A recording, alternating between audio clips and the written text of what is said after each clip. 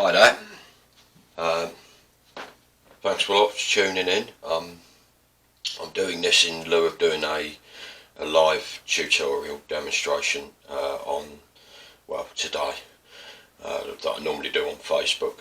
I've had a bit of a breakthrough this week. I think I can do this one quite quickly. You might need to piece it together with other videos that I've posted, like the Panotrait ones and the sort of emboss where I use the line drawing and transfer it by drawing it out onto that portrait.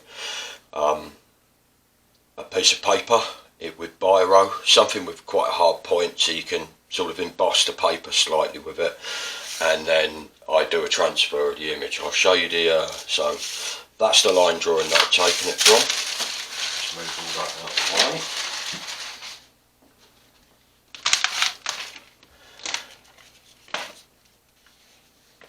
And that's the print image. That yeah, apologies about that. You're looking at that through obviously perspex, and there you go. So you can have a look at a wider angle of it now. But you'll see in a minute. I'm going to do a print from that, and I've also added. I've got to be careful with here because that's just stayed in place. Thank you. Right. So that's a makeshift register, and what I've sort of discovered is it works well with this Panotrait thing that I do, and what I've discovered is to just partially cover areas with the binder layer, which I'll be using this titanium white medium body acrylic for in just a minute.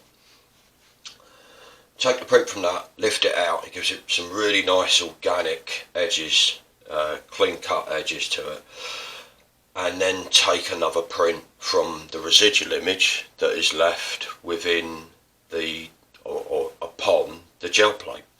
So I'll get on with that now, and it's the first time I've used this register, so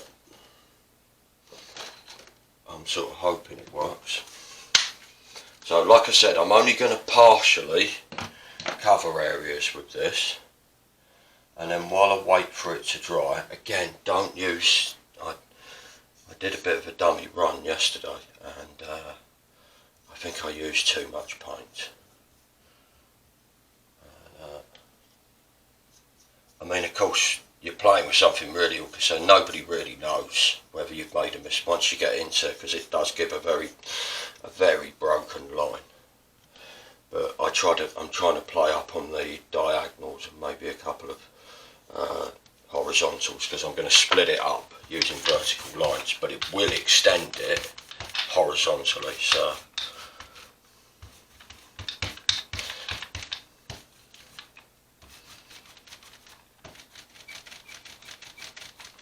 yeah, this is like a binder layer, because obviously it's going to be going onto white paper anyway, so I'll be able to leave enough on there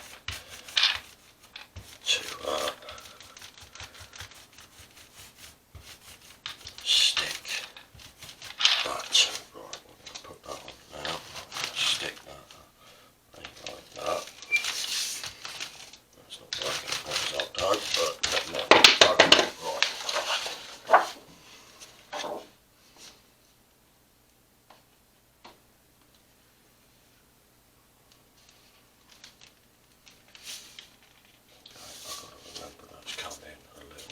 So I'll reset that now, take that up.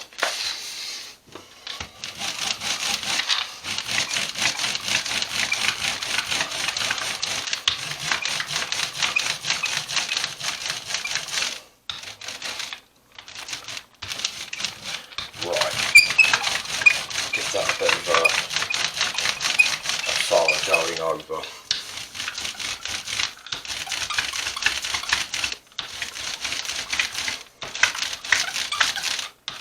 It's going to take a couple of minutes to dry enough to do a pull from it.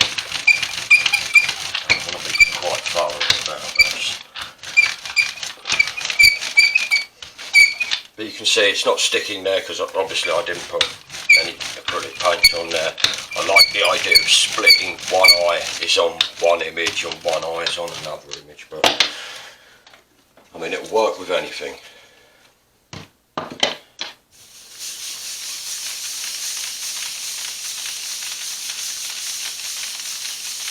Okay, so what I want to do is reset that now. Sorry about this.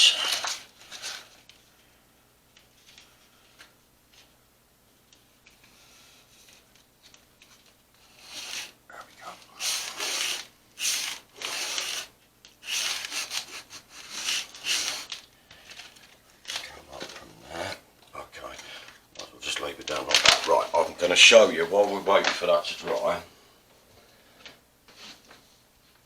These are some of the ones that I've done so far.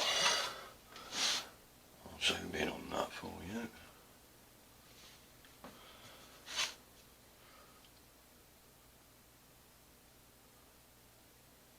So you can see, yeah, that's from two images. Obviously one's a residual, and it's the correlation that I really, how these organic marks have got all the, like that explosive force cut. I'm really pleased with that one. That was done just using the small square jelly plate. And then there's this one. Again, that was the sort of progenitor of them. And yeah, that was from a demonstration that I did last weekend, and I was just doing a practice run and it got left, and I thought it was, as I stated, that it was a mistake, but then I realised I could lift the residual image out, and then it took me about 5 or 10 minutes and a bit of prompting, and I realised, oh yeah, do it as a Panotrait, and it just lends itself in. Not quite sure what it says, but I can't help but capitalise on it. And then there's, I sort of took things a bit further yesterday, and it's difficult to get that all in, I'm afraid, so you'll have to, I don't know how much of that you're getting, but yeah, I'll post a photo of it later, but I'm out as far as, oh no I'm not, there we go. And then I'll zoom in and you can have a looking. So that's for using this technique. Obviously it's like 2 pairs really. So it's 4 images, but 2 pairs is a more accurate way of. And I'm sort of wondering to myself whether it's a native thing only to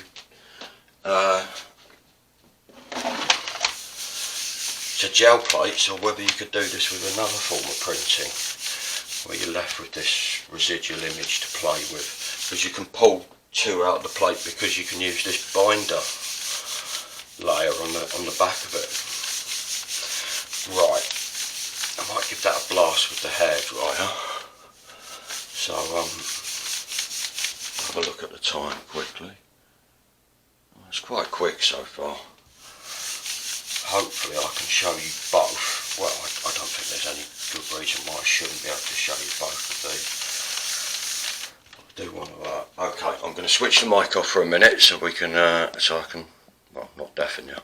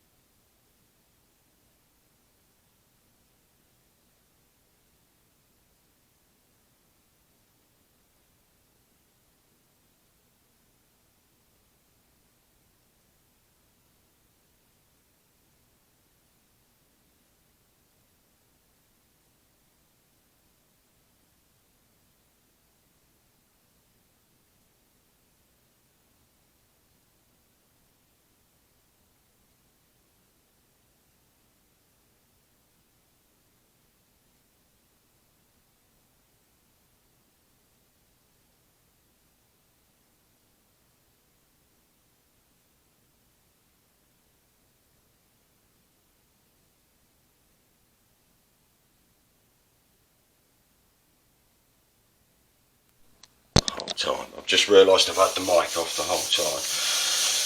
Brilliant. Okay, well I'll run back through it, what I've done, because I'm waiting for that to dry. I apologise about that. So, I think I switched it on, or the mic off to dry the surface. I then did a binder layer with the white acrylic from the residual image that's left over. Obviously used the register that I had to reset on the for when I actually took the print, but that's okay. It's as close as it needs to be. And yeah, stuck it down on top of this, the paper, and now, yeah, I'm waiting for it to. What I will probably do is do another video, because I want to keep this one down to a minimum. That will be like a secondary part where I'll split them up and stick them together. But essentially, it's a case of using the binder layer, but only partially on whatever it is that you've got on the gel plate. Yeah. So you could use it with any of the techniques which is most of them, where you need to wait for the paint to dry and then you're using a binder layer to activate the layers underneath that you've already established on the gel plate.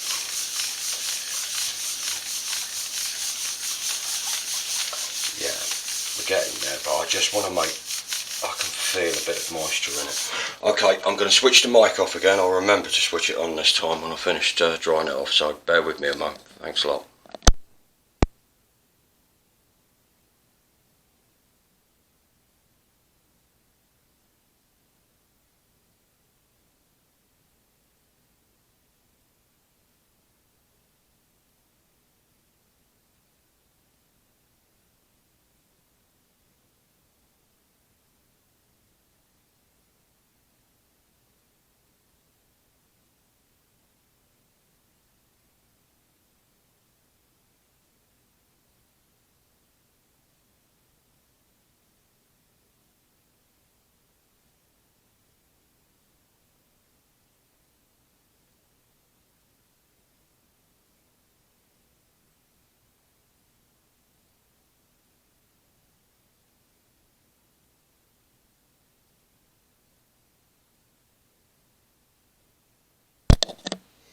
Okay, I was saying while the mic was off, so you couldn't have heard, but I'm tentatively calling this bi-printing, but that's why I asked the question at the beginning. I'm no printmaker really, so I don't really know, but could you do this with any other media, or is it because of the very resistant qualities of the gel plate as a printing press? Because I can't think of another. Not where you can coordinate it, so, well, we'll see. I don't want to tempt fate before I say coordinated. Right, let's go for the pull then.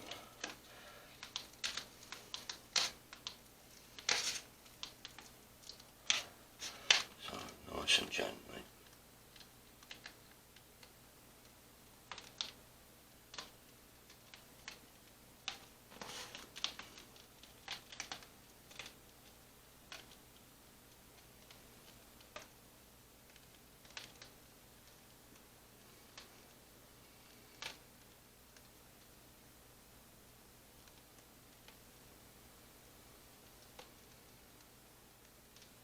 Fantastic, the eye. That's gone quite well.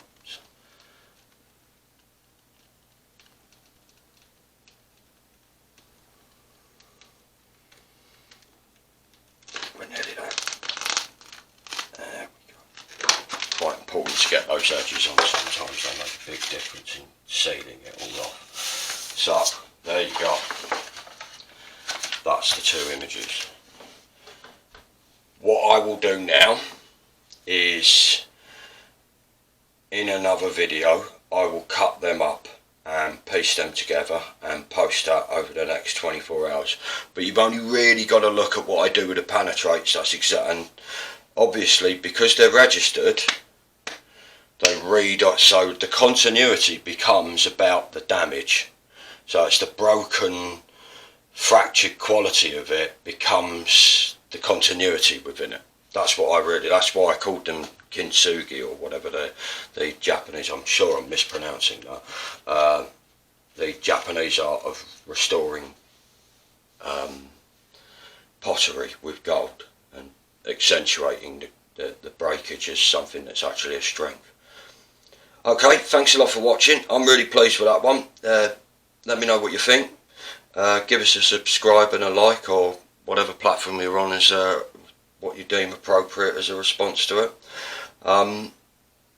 And yeah, I'll post the follow-up video when I piece together the version that becomes more like, that's actually me doing that with another version of the same lady, April, in a portrait, and that's just a detail of her eye. So hopefully something like that will start to occur across the entire portrait. You're getting, it's going to pull this sort of chevron effect across the span of it. Okay, thanks a lot for watching, and I'll see you soon. Bye.